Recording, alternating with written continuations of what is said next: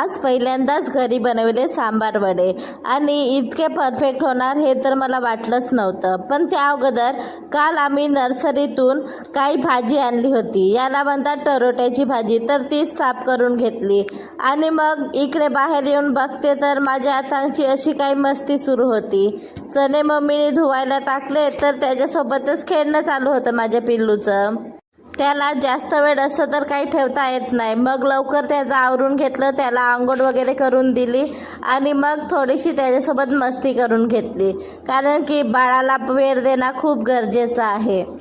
मग सगळ्यांनी आराम करून घेतलं आणि मग संध्याकाळच्या वेळेस बनवायला घेतली आणि माझ्या पिल्लूचा पण मधामधात होता, तर त्यासाठी 12 वाजता मी सोला डाळ उडदाची भिजू टाकली होती आणि 4 वाजता करायला घेतले। तोपर्यंत 1 नंबर डाळ भिजू घातली, त्यामध्ये थोडासा अद्रक आणि मिरची टाकून बारीक पेस्ट करून घेतलं आणि त्याला छान फेटलं। आपण जेवढा फेटू तेवढा तो चांगला आहे, फर्मेट होतो त्यासाठीच। आणि एकीकडे इकडे नारळ फोडणे पण सुरू होतं, कारण की त्याचीच मला चटणी पण करायची होती आणि खूप सुंदर असा नारळ निघाला, सोबत पाणी पण।